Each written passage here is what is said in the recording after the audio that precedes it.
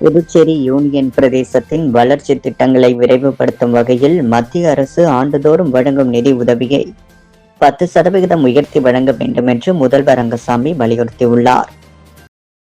புதுடெல்லியில் பிரதமர் நரேந்திர மோடி தலைமையில் நடைபெற்ற நிதி ஆயோக் கூட்டத்தில் முதல்வர் ரங்கசாமி நேரில் பங்கேற்கவில்லை. எனினும் அவரது சார்பில் தயாரிக்கப்பட்ட விரிவான உரை மத்திய அரசிடம் சமர்ப்பிக்கப்பட்டது. அந்த உரையை முதல்வர் அலுவலகம் வெளியிட்டுள்ளது. அதில் இந்தியா 2047ஆம் ஆண்டுக்குள் வளர்ந்த நாடாக மாறும் என்ற பிரதமரின் வளர்ச்சியடைந்த பாரதம் 2047 தொலைநோக்கு திட்டத்தை செயல்படுத்த புதுச்சேரி அரசு உறுதி பூண்டுள்ளதாக தெரிவிக்கப்பட்டுள்ளது. பொருளாதார வளர்ச்சியில் முன்னணி, தனிநபர் வருமான அடிப்படையில் யூனியன் பிரதேசங்களின் புதுச்சேரி 3வது இடத்தில் இருப்பதுடன் நிலையான விலைகளின் அடிப்படையிலான மொத்த மாநில உள்நாட்டு உற்பத்திகள் நாடு முழுவதும் 11வது இடத்தில் உள்ளது என சுட்டிக்காட்டியுள்ளது. புதுவையில் நிதி பற்றாக்குறை 1.33% மட்டுமே உள்ளதாகவும், இது மத்திய அரசு நிர்ணயித்துள்ள 3% வரம்பை விட மிகவும் குறைவானதாக இருப்பதாகவும் குறிப்பிடப்பட்டுள்ளது. இயற்கை வளங்கள் எதுவும் இல்லாததால் புதிய வருவாய் ஆதாரங்கள் உருவாகுவதும் சவாலாக இருப்பதாக கூறப்பட்டுள்ளது. இதனால் வளர்ச்சி திட்டங்களை செயல்படுத்த மத்திய அரசின் நிதி ஆதரவு அவசியம் என வலியுறுத்தப்பட்டுள்ளது. தற்போதைய உட்கட்டமைப்பு தேவைகளை முழுமையாக நிறைவேற்ற இன்னும் 20 ஆண்டுகள் வரை தேவைப்படக்கூடும் என்று உரையில் குறிப்பிடப்பட்டுள்ளது. எனவே வளர்ந்த புதுச்சேரி என்ற இலக்கை அடைவதற்காக சாலை, குடிநீர், கழிவுநீர் மேலாண்மை, சுகாதாரம், கல்வி உள்ளிட்ட துறைகளில் பெரிய அளவிலான திட்டங்களை செயல்படுத்த மத்திய அரசு சிறப்பு தொகுப்பு திட்டம் ஒன்றை அறிவித்து அதற்கென தனி நிதி ஒதுக்க வேண்டும் என்று கோரிக்கை விடுக்கப்பட்டுள்ளது. கடந்த 2007ஆம் ஆண்டு டிசம்பர் மாதம் முதல் மத்திய உள்துறை மற்றும் நிதி அமைச்சகங்களின் அறிவுறுத்தலின்படி தனி பொது கணக்கை நிர்வகித்து வரும் சட்டப்பேரவையுடன் கூடிய முதல் யூனியன் பிரதேசம் புதுச்சேரி என்பதும் உரையில் சுட்டிக்காட்டப்பட்டுள்ளது. இடைக்கால ஏற்பாடாக 2026-27 நிதியாண்டு முதல் மத்திய அரசு வழங்கும் நிதி உதவியை ஆண்டுதோறும் குறைந்தது 10% உயர்த்தி வழங்க வேண்டும் என்று முதல்வர் ரங்கசாமி தனது உரையில் வலியுறுத்தியுள்ளார். முதல்வரின் இந்த கோரிக்கை புதுச்சேரியின் நீண்டகால வளர்ச்சி திட்டங்களுக்கு தேவையான நிதி ஆதாரங்களை உறுதி செய்யும் முயற்சியாக அரசியல் மற்றும் நிர்வாக வட்டாரங்களில் முக்கியத்துவம் பெறுகிறது.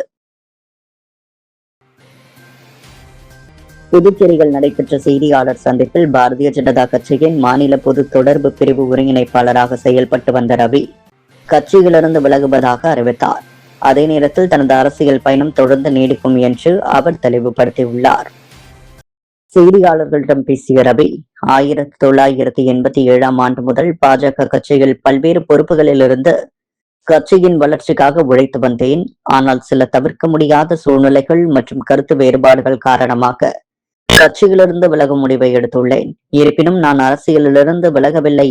எனது அரசியல் பயணம் தொடர்ந்து மக்களுக்காக இருக்கும் என்றார்.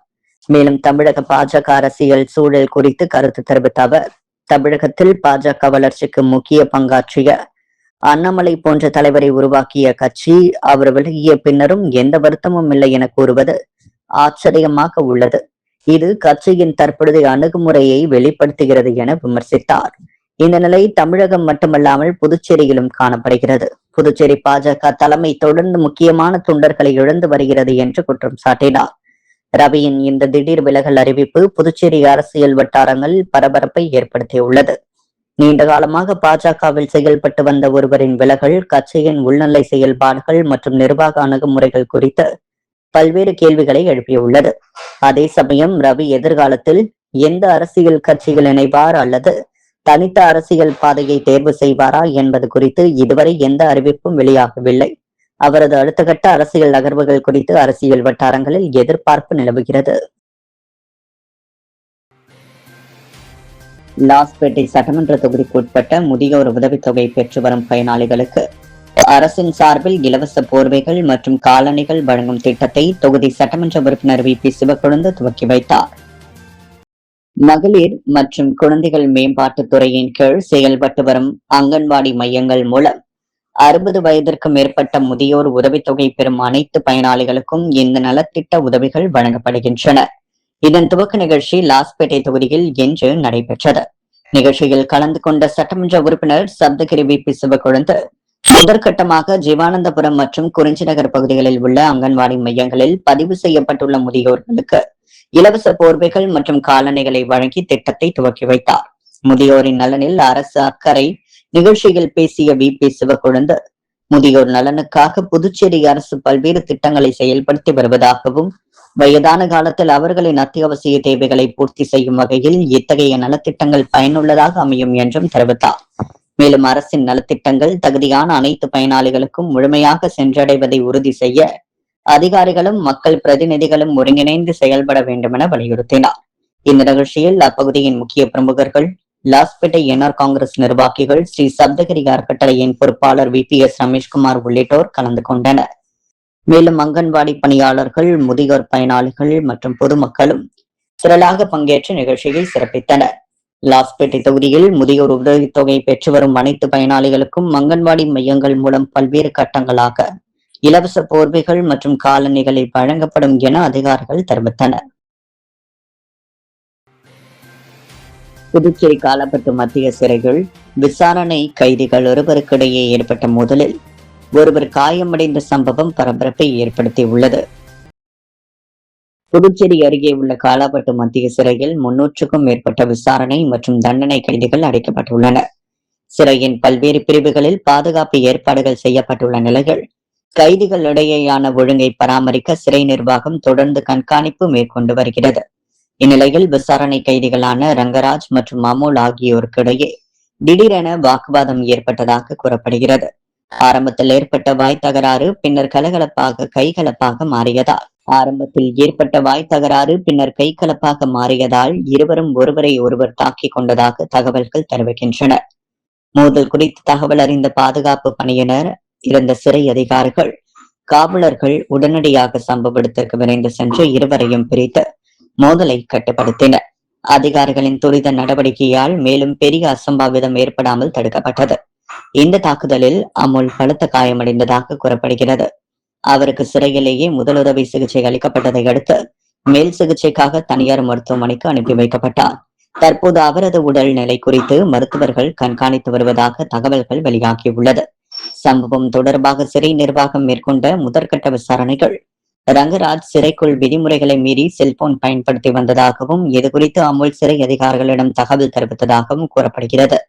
இதனால் ஆத்திரமடைந்த ரங்கராஜ் அமுலுடன் வாக்குவாதத்தில் ஈடுபட்டு பின்னர் தாக்குதல் நடத்தி இருக்கலாம் என்ற கோணத்தில் அதிகாரிகள் விசாரணை மேற்கொண்டு வருகின்றனர். இருப்பினும் மோதலுக்கான உண்மையான காரணம் குறித்து தொடர்ந்து விசாரணை நடைபெற்று வருகிறது. போலீசார் விசாரணை இந்த சம்பவம் குறித்து சிறை நிர்வாகம் அளித்த தகவலின் பேரில் காலாப்பட்டு போலீசார் வழக்கு பதிவு செய்துள்ளனர். சம்பவத்தில் தொடர்புடைய கைதிகளிடம் விசாரணை நடத்தப்பட்டு வருவதுடன் சிறைக்குள் செல்போன் பயன்படுத்தப்பட்டதாக கூறப்படும் குற்றச்சாட்டு தொடர்பாகவும் தனியாக விசாரணை மேற்கொள்ளப்பட்டு வருகிறது. மத்திய சிறை வளாகத்திற்குள் நடைபெற்ற இந்த மோதல் சம்பவம் கைதிகள் மற்றும் அவர்களது உறவினர்கள் மத்தியில் பரபரப்பை ஏற்படுத்தியுள்ளது. புதுச்சேரி கல்மண்டபம் அருகே உள்ள வயல்வெளியில் சிக்கிய புள்ளிமானை தீயணைப்பு துறையினர் மீட்டனர். புதுவை கல்மண்டபம் பகுதியைச் சேர்ந்த ஆனந்த வேலவன் என்பவரின் வீட்டு தோட்ட வேலையில் புள்ளிமான் ஒன்று சிக்கி காயமடைந்த நிலையில் தவித்தது. இதை கண்ட ஆனந்த வேலவன் உடனடியாக மடுகரை தீயணைப்பு துறையினருக்கு தகவல் அளித்தார். தகவலின் பேரில் தீயணைப்பு நிலைய அதிகாரிகள் சம்பவ இடத்திற்கு விரைந்து சென்றனர். அவர்கள் வேலையில் சிக்கி தவித்த புள்ளிமானை பாதுகாப்பாக மீட்டனர். காயமடைந்திருந்த மானுக்கு புதுவை கால்நடை மருத்துவமனையில் சிகிச்சை அளிக்கப்பட்டது. பின்னர் புள்ளிமான் வனத்துறையினரிடம் ஒப்படைக்கப்பட்டது. தொடர்ந்து வனத்துறையினர் அந்த மானை பாதுகாப்பாக காட்டு பகுதியில் விடுவித்தனர். லட்சிய ஜனநாயக கட்சியின் அமைப்பை மாநிலம் முழுவதும் வலுப்படுத்தும் நோக்கில் ரெட்டியார்பாளையத்தில் நடைபெற்ற கட்சி நிர்வாகிகளின் முக்கிய ஆலோசனை கூட்டத்தில் அனைத்து சட்டமன்ற தொகுதிகளில் பொறுப்பாளர்களை நியமிப்பது உள்ளிட்ட பல்வேறு முக்கிய தீர்மானங்கள் எடுக்கப்பட்டது. முன்னாள் சட்டமன்ற உறுப்பினர் ரிச்சர்ட் ஜான்குமார் தலைமையில் நடைபெற்ற இந்த கூட்டத்தில் கட்சியின் பொதுச் செயலாளர்களான டாக்டர் துரைசாமி, வழக்கறிஞர் பிரபாகரன், பாபு உள்ளிட்டோர் கலந்து கொண்டனர். மேலும் பல்வேறு அணிகளின் தலைவர்கள், மாவட்ட மற்றும் தொகுதி நிர்வாகிகள், கட்சியின் முக்கிய நிர்வாக குழு உறுப்பினர்களும் பங்கேற்றனர். அமைப்பு நிர்வாகம் குறித்து ஆலோசனை கூட்டத்தில் கட்சியின் எதிர்கால செயல் திட்டங்கள், உறுப்பினர் சேர்க்கை இயக்கம், இளைஞர் மற்றும் மகளிர் அணிகளை வலுப்படுத்துதல், தொகுதி வாரியான கட்சி கட்டமைப்பை மேம்படுத்துதல் உள்ளிட்ட பல்வேறு அம்சங்கள் குறித்து விரிவாக ஆலோசிக்கப்பட்டது. குறிப்பாக புதுச்சேரியில் உள்ள 30 சட்டமன்ற தொகுதிகளிலும் விரைவாக புதிய பொறுப்பாளர்களை நியமித்து கட்சியின் அடிப்படை கட்டமைப்பை வலுப்படுத்த முடிவு செய்யப்பட்டது. ஒவ்வொரு தொகுதியிலும் பொதுமக்களுடன் நேரடி தொடர்பை ஏற்படுத்தும் வகையில் நிர்வாக அமைப்பை உருவாக்கவும் தீர்மானிக்கப்பட்டது. தொகுதி வாரியாக கட்சி அலுவலகங்கள், மேலும் அனைத்து முக்கிய தொகுதிகளிலும் கட்சி அலுவலகங்களை திறந்து மக்களின் குறைகளை நேரடியாக கேட்டு தீர்வு காணும் வகையில் நிரந்தர செயல்பாட்டு மையங்களை உருவாக்குவது குறித்தும் கூட்டத்தில் ஆலோசனை மேற்கொள்ளப்பட்டது. மேலும் ஒருங்கிணைந்த முறையில் செயல்பட வேண்டும் என்றும் வலியுறுத்தினர். இந்த ஆலோசனை கூட்டம் கட்சியின் எதிர்கால வளர்ச்சி மற்றும் அமைப்பு விரிவாக்கத்திற்கான முக்கிய கட்டமாக கருதப்படுவதுடன் வரவிருக்கும் அரசியல் நடவடிக்கைகளுக்கு அடித்தளமாக அமையும் என நிர்வாகிகள் தெரிவித்தனர். புதுச்சேரி காமராஜர் வேளாண்மை அறிவியல் நிலையம் ஆகியவை இணைந்து நடத்திய வேளாண் அறிவியல் நிலையங்களின் மண்டல பயிலரங்கு புதுச்சேரியில் துவங்கியது. தமிழ்நாடு வேளாண்மை பல்கலைக்கழகத்தின் விரிவாக கல்வி இயக்ககம், இந்திய வேளாண் ஆராய்ச்சி கழகம், புதுச்சேரி காமராஜர் வேளாண்மை அறிவியல் நிலையம் ஆகியவை இணைந்து நடத்திய வேளாண் அறிவியல் நிலையங்களின் மண்டல பயிலரங்கு புதுச்சேரியில் துவங்கியது. இந்த பயிலரங்கை அரசு செயலர் யாசின் சௌத்ரி துவக்கி வைத்தார். தமிழ்நாடு மற்றும் புதுச்சேரியில் செயல்பட்டு வரும் 33 வேளாண் அறிவியல் நிலையங்களின் 2025-26 ஆண்டுக்கான செயல்பாடுகளை மதிப்பாய்வு செய்வதோடு 2026-27 ஆண்டிற்கான செயல் திட்டங்கள் குறித்தும் இந்த இருநாள் பயிலரங்கில் விரிவாக ஆலோசிக்கப்பட உள்ளது. இந்நிகழ்ச்சிக்கு தமிழ்நாடு வேளாண்மை பல்கலைக்கழகத்தின் விரிவாக்க கல்வி இயக்குநர் முருகன் வரவேற்புரை வழங்கினார். தொடர்ந்து தமிழ்நாடு கால்நடை மருத்துவ அறிவியல் பல்கலைக்கழகத்தின் துணைவேந்தர் நரேந்திரபாபு பேசுகையில், கால்நடை வளர்ப்பு துறைகள், பண்ணை அளவிலான கள ஆய்வுகள் மற்றும் முதல்நிலை செயல் விளக்கங்களின் அவசியத்தை வலியுறுத்தினார். தமிழ்நாடு மேலாண்மை பல்கலைக்கழக துணைவேந்தர் சுப்பிரமணியன் பல்கலைக்கழகத்தின் ஆராய்ச்சி, கல்வி மற்றும் விரிவாக்க பணிகள் தொடர்பான முன்னெடுப்புகளை விளக்கினார். இயக்குநர் ஜெய்சங்கர் உள்ளிட்ட பல்வேறு துறை அதிகாரிகள், விஞ்ஞானிகள், வேளாண் அறிவியல் நிலைய பிரதிநிதிகள் கலந்து கொண்டனர். பயிலரங்கில் ஒரு பகுதியாக வேளாண் அறிவியல் நிலையங்களின் மாதாந்திர செயல்பாடுகளை தொகுத்து வழங்கும் ஸ்பார்க் புல்லட்டின் இதழுக்கான QR குறியீடு வெளியிடப்பட்டது.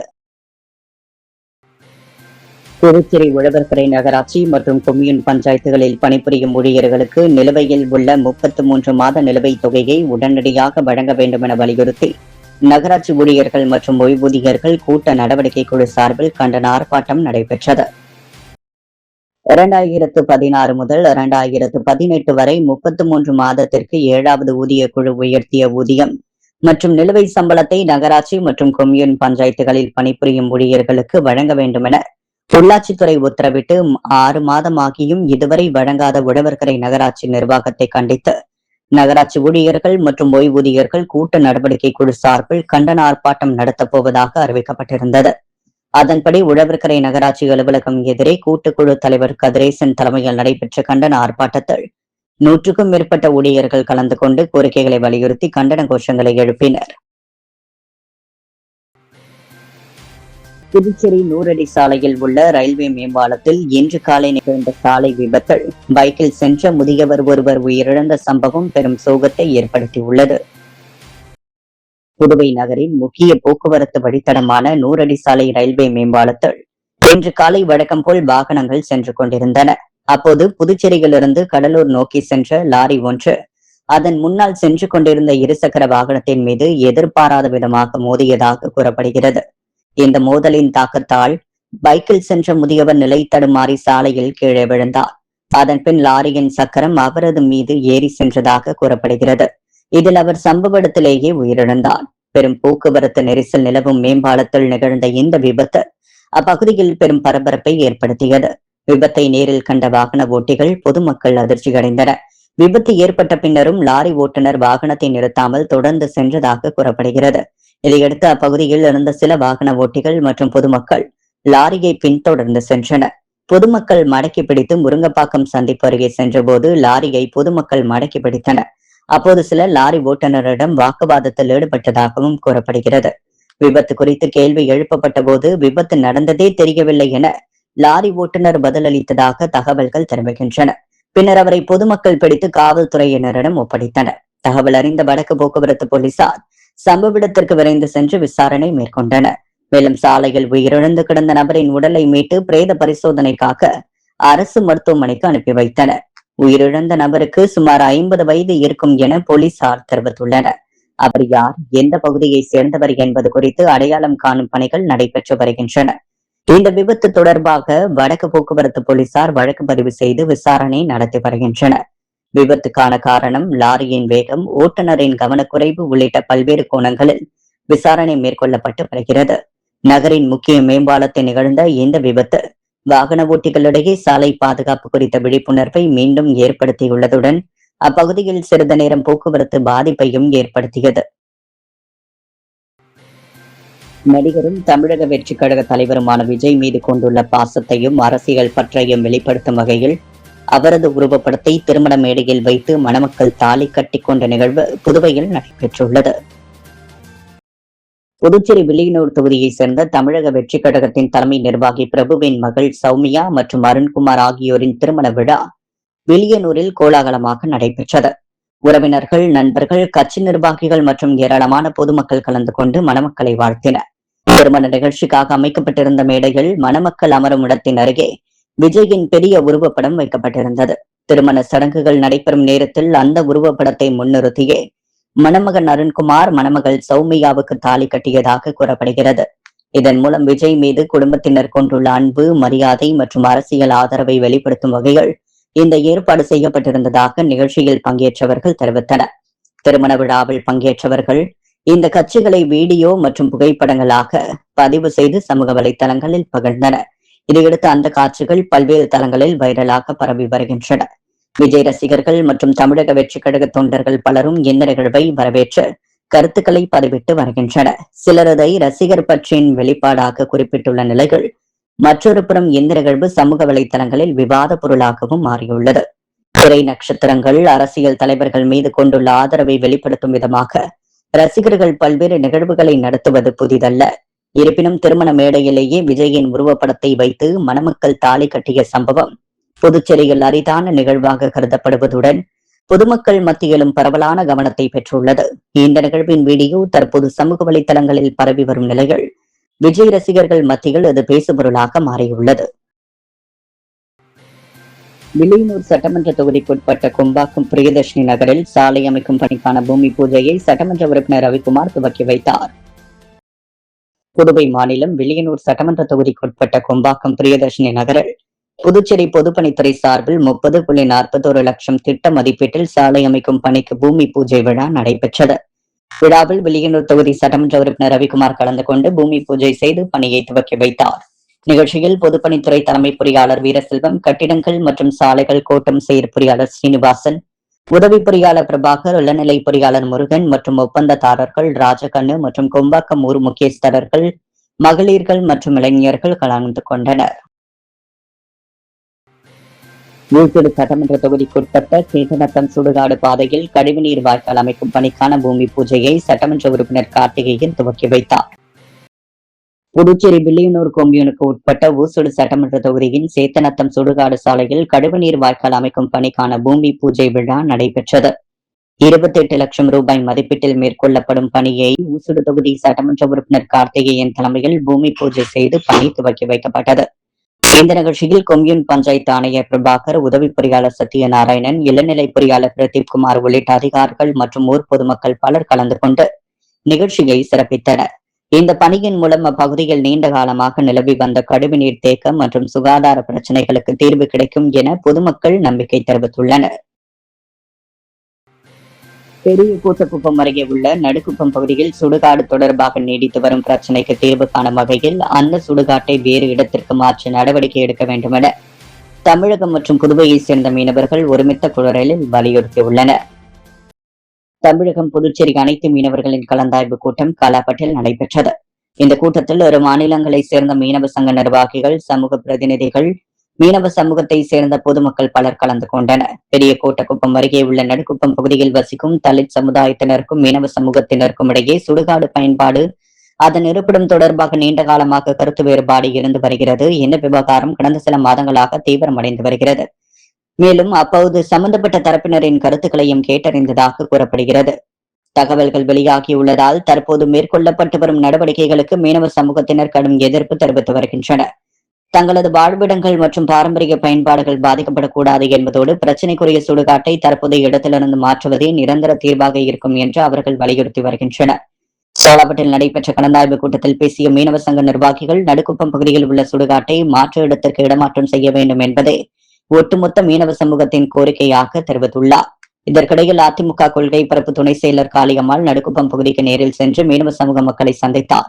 அப்போது சுடுகாடு தொடர்பான பிரச்சினை குறித்து மீனவர்களிடம் கேட்டறிந்த அவர் அவர்களின் கோரிக்கைகள் கருத்துக்களை பதிவு செய்தார். நடுக்குப்பம் சுடுகாடு விவகாரம் தொடர்பாக தற்போது சமூக மற்றும் அரசியல் முக்கியத்துவம் வாய்ந்த பிரச்சனையாக மாறியுள்ள நிலையில் சம்பந்தப்பட்ட அனைத்து தரப்பினருடன் ஆலோசனை நடத்தி அரசு விரைவில் தீர்வு காண வேண்டும் என்ற கோரிக்கை வலுத்து வருகிறது. இந்நிலையில் இந்த விவகாரத்தில் தமிழகம் மற்றும் புதுச்சேரி அரசுகள் எடுக்கும் அடுத்த கட்ட நடவடிக்கைகள் மீது பொதுமக்கள் மற்றும் மீனவ சமூகத்தினர் கவனம் செலுத்தி வருகின்றனர். புதுச்சேரி பள்ளிக்கல்வித்துறைக்கு நிரந்தர இயக்குநர் நியமிக்கப்பட வேண்டும் என தேசிய மக்கள் முன்னணியின் நிறுவன தலைவர் சுவாமிநாதன் வலியுறுத்தியுள்ளார். புதுச்சேரி கல்வித்துறை வளாகத்தில் செய்தியாளர்களை சந்தித்த தேசிய மக்கள் முன்னணியின் நிறுவன தலைவர் சுவாமிநாதன், தேர்ந்தெடுக்கப்பட்டு ஒரு மாதத்திற்கு மேலாகியும் அமைச்சர்களுக்கு இலாக்கா ஒதுக்க முடியாத கையாலாகாத அரசு புதுச்சேரியில் ஆட்சி இருக்கிறது. 90% மேற்பட்ட மக்கள் வாக்களித்து புதுச்சேரி மாநில குறைந்த சொற்ப சதவிகித மக்களால் தேர்வு செய்யப்பட்ட என்ஆர் காங்கிரஸ் பாஜக அரசு மக்களின் வாக்குகளை வாங்கிக் கொண்டு நிர்வாகத்தை முற்றிலும் முடக்கி வைத்துள்ளது. ஜனநாயகத்தின் மீதான நேரடி தாக்குதல் பள்ளி கல்வித்துறை என்ற தலைமையற்ற அனாதையாக கிடக்கிறது. பொறுப்பு அமைச்சர் இல்லை, நிரந்தர இயக்குநர் இல்லை. இந்த வேண்டுமென்றே உருவாக்கப்பட்ட வெற்றிடத்தில் பிரெஞ்சு பாடம் படிக்கும் ஆயிரக்கணக்கான மாணவர்களின் கல்வி உரிமை சூறையாடப்படுகிறது. மத்திய அரசுக்கு கடிதம் எழுதிவிட்டதாக வெறும் அறிக்கை விடுவிட்டு முதலமைச்சர் கடந்த மாதங்களை கடத்திவிட்டார். ஆனால் பள்ளிகள் திறந்த பின்னரும் எந்த உத்தரவும் இல்லை. மாறாக பள்ளி நிர்வாகங்கள் மாணவர்களை மிரட்டி பிரெஞ்சுக்கு பதிலாக வேறு மொழியை திணிக்கின்றனர். இந்த கொடுமையை சொல்ல அரசின் கதவை தட்டினோம், இயக்குநர் இல்லை, அமைச்சர் இல்லை. முதலமைச்சரை பார்க்க வேண்டுமென்றால் நாள் முழுக்க உணவு கட்டி கொண்டு காத்திருக்க வேண்டும் என்ற அவல நிலை. இதை தவிர வேறு என்ன சொல்ல? இது மக்களாட்சி இல்லை, மக்களை அவமதிக்கும் மெத்தன ஆட்சி. முதலமைச்சர் மட்டுமே எல்லாம் என்றால் அமைச்சரவையை கலைத்துவிட்டு ஒற்றை ஆட்சியை அறிவியுங்கள். துறைகளை முடக்கி வைத்துக் கொண்டு மக்களை அலைய விடுவது கோழைத்தனத்தின் உச்சம் என தெரிவித்துள்ளார். பொதுமக்களை திரட்டி சட்டமன்றத்தை முற்றுகையிடும் மாபெரும் போராட்டத்திற்கு நாங்கள் தயங்க மாட்டோம். மக்களின் பொறுமைக்கு ஒரு எல்லை உண்டு என்றும் அவர் தெரிவித்துள்ளார். அன்றாட செய்திகளை உடனுக்குடன் தெரிந்து கொள்ள பாண்டி ஹெட்லைன்ஸ் சேனலுக்கு சப்ஸ்கிரைப் செய்து கொள்ளுங்கள்.